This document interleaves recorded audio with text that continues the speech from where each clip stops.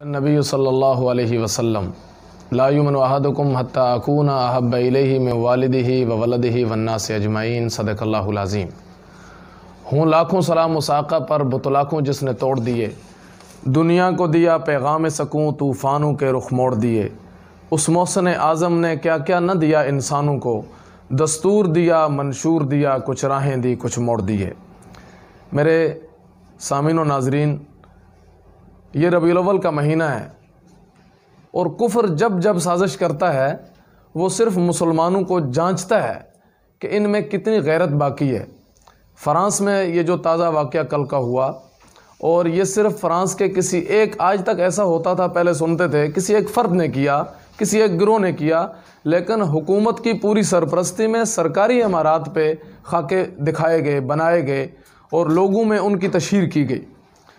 तो ये रबीउल अव्वल के महीने का ये हाल है, तो आगे पीछे क्या होगा। तो ये रबीउल अव्वल के महीने में हमें सिर्फ ये नहीं है कि हम सिर्फ जश्न मनाएं, झंडियाँ लगाएं, नारे लगाएं।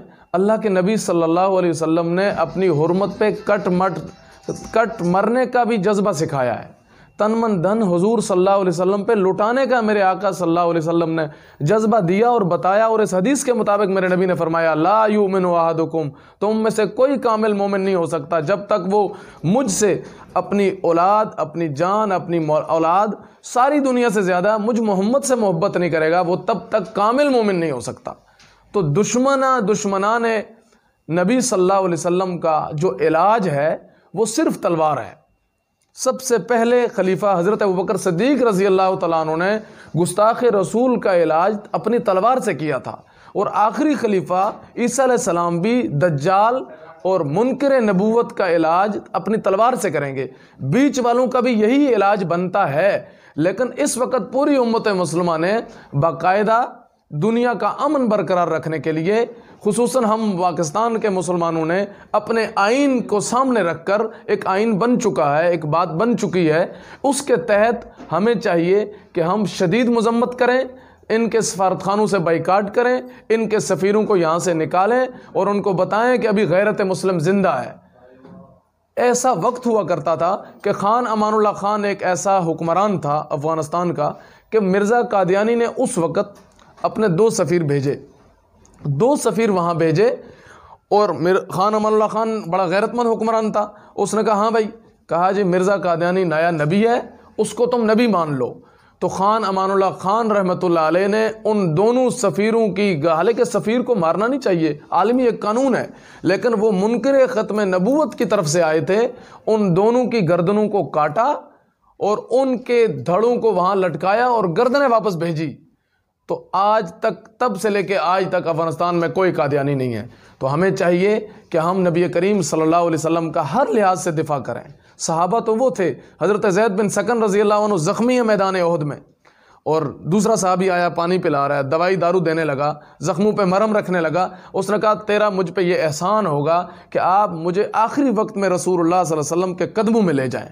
वो सहाबी कंधों पे उठाता है, रसूलुल्लाह सल्लल्लाहु अलैहि वसल्लम के सामने ले जाते हैं, और वो ज़ैद बिन सकन रज़ी अल्लाह अन्हु हुज़ूर सल्लल्लाहु अलैहि वसल्लम के तलवों मुबारक को यूं हाथ लगाकर अपनी आंखों पे मल रहा था, और जान निकल रही थी, और मेरे आका सल्लल्लाहु अलैहि वसल्लम की आंखों से आंसू जारी हैं। खुद भी रसूलुल्लाह सल्लल्लाहु अलैहि वसल्लम ज़ख्मी हैं, और सहाबा से फरमा रहे हैं, जिसने किसी जन्नती को देखना हो तो वो इस दुनिया में इस जन्नती को देख ले। और कहने वाले ने खूब कहा कि दम निकल रहा था हज़रत ज़ैद बिन सकन का, और साथ किसी शायर ने कहा कि ज़ैद बिन सकन यूं कह रहे होंगे, निकल जाए दम तेरे कदमों के नीचे, यही दिल की हसरत यही आरज़ू है। तो मेरे साथियों, मंगोल का एक हुक्मरान था, मंगोल का हुक्मरान, उसकी एक बीवी ईसाई थी। उसने एक बड़ा जो सिलसिला होता था हुक्मरानों का, सालाना महफिल लगती थी और जलसा लगता था, एक तकरीब सजती थी, उसमें उस ईसाई बीवी ने एक ईसाई पादरी को बुलाया। उसने ईसा अलैहिस्सलाम की तारीफ़ करते करते जब बीच में उसने नबी करीम सल्लल्लाहु अलैहि वसल्लम के मुतालिक कुछ गुस्ताखी करना चाही, तो वहाँ मंगोलों का ही एक कुत्ता बैठा हुआ था।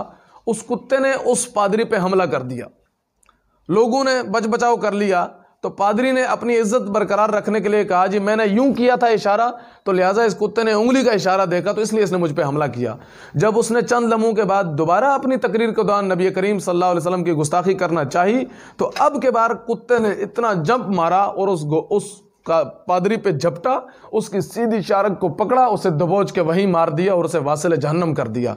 तो बताने का मकसद ये है कि मुसलमानों, मंगोलों का वो कुत्ता नबी की गुस्ताखी बर्दाश्त न कर सका, पादरी की गर्दन को काट डाला, शहरक को मार डाला।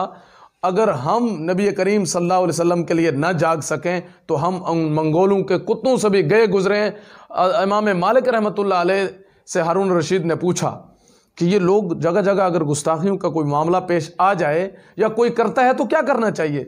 इमाम मालिक रहमतुल्लाह अलैह ने फरमाया था कि अगर कोई नबी करीम सल्लल्लाहु अलैहि वसल्लम की गुस्ताखी कर रहा हो और कोई उसका जवाब न दे सके तो फिर उन मुसलमानों को ज़िंदा रहने का कोई हक़ नहीं है। अल्लाह हमें सही मानों में नबी करीम सल्लल्लाहु अलैहि वसल्लम की मोहब्बत अपने अंदर उजागर करने की, इताअत रसूल सल्लल्लाहु अलैहि वसल्लम, इत्तिबाए नबी सल्लल्लाहु अलैहि वसल्लम करने की हमें तौफीक नसीब फरमाए। और फ्रांस से और भी जो जितने मुल्क हैं जो नबी करीम सल्लल्लाहु अलैहि वसल्लम की, सहाबा इकराम की, अहले बैत की, कुरान की, इस्लाम की गुस्ताखी करते हैं, हमें उन सब का बाइकाट करना चाहिए। और अल्लाह हमें गैरतमंद हुक्मरान नसीब फरमाए। खुदारा हुक्मरानों, खुदारा आपस की लड़ाइयों को छोड़ो, नबी करीम सल्लल्लाहु अलैहि वसल्लम की हुर्मत के लिए उठ जाओ। जब आप नबी के लिए उठ जाएंगे तो ज़माना आपका एहतराम करेगा। व आखिर दावाना अल्हम्दुलिल्लाहि रब्बिल आलमीन।